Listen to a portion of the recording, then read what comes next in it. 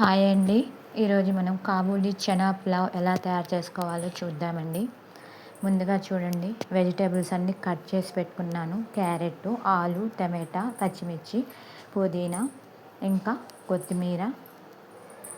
తర్వాత చూడండి, టమాటా వేసుకుని కట్ చేసి పెట్టుకున్నాను. తర్వాత ఆయిల్ వేయండి. ఆయిల్ వేడెక్కాక ఇలాచీ, ఇంకా తెలుసు కదండి, లవంగ, చెక్క వేసుకొని కొంచెం ఉల్లిపాయ ముక్కలు వేసేసుకోండి.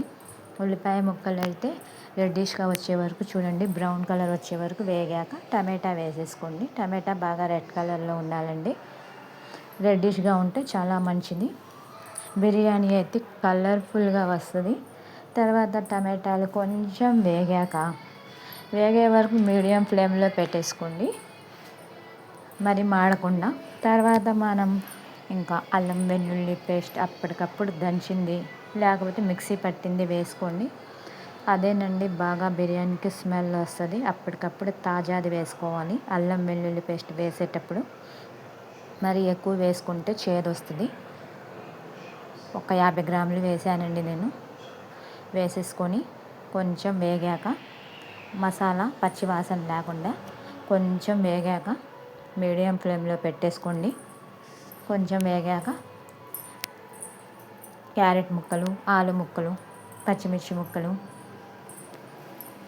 కొంచెం పుదీనా ఇవన్నీ యాడ్ చేసేసుకోండి. ఎక్కువ వెజిటేబుల్స్ వేయబాకండి, చేదు వస్తాయి. అందుకని కొంచెం తక్కువే వేసేసుకోండి. వేసుకొని కొంచెం అటు ఇటు కలిపి మీడియం ఫ్లేమ్లో పెట్టేసుకోండి. తర్వాత 1/2 టీ స్పూన్ వచ్చి పసుపు యాడ్ చేశాను. పసుపు కూడా తక్కువే వేసుకోవాలండి, చేదు వస్తుంది. సాల్ట్ చూడండి, రుచికి తగినంత వేసుకోండి. మీకు ఎక్కువ తినేవాళ్ళు ఎక్కువ వేసుకోండి ఉప్పు, తక్కువ తినేవాళ్ళు తక్కువ వేసుకోండి.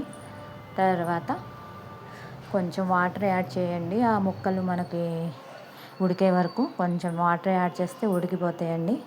ఉడికిన తర్వాత మీడియం ఫ్లేమ్లో పెట్టి మూత పెట్టేసుకోండి.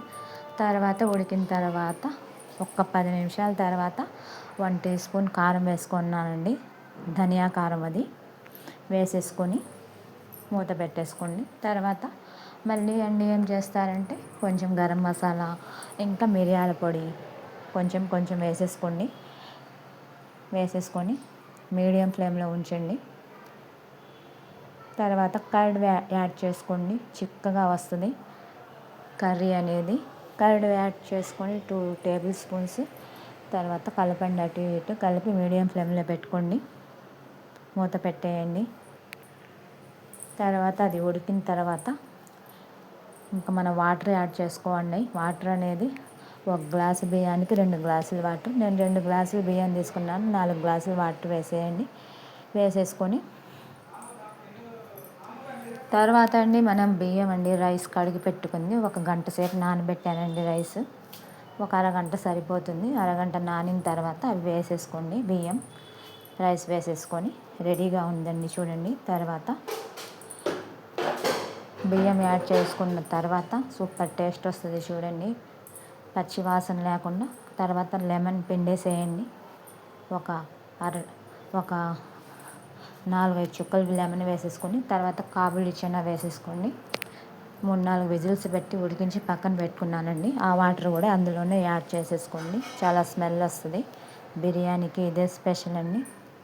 తర్వాత కాబూలీ చనా వేసిన తర్వాత ఒక్క 10 నిమిషాలు ఉంచండి మీడియం ఫ్లేమ్లో. రెడీ అయిపోతుంది. కొత్తిమీరతో గార్నిష్ చేసేసుకోండి. కాబూలీ చనా పులావ్ రెడీ అయిపోయిందండి. చాలా టేస్టీగా, హెల్తీగా ఉంటుందండి. ఈ ఫుడ్ ట్రై చేయండి. రెడీ అయిపోయిందండి, సూపర్ టేస్ట్గా ఉంటుంది. తర్వాత రైతా చూడండి, కర్డ్ వేసుకోండి. ఒక కప్పుకి క్యారెట్ ముక్కలు, ఇంకా ఉల్లిపాయ ముక్కలు, కొత్తిమీర, పుదీనా వేసేసుకొని కొంచెం ఉప్పు వేసేసుకోండి. రెడీ అయిపోయిందండి రైతా.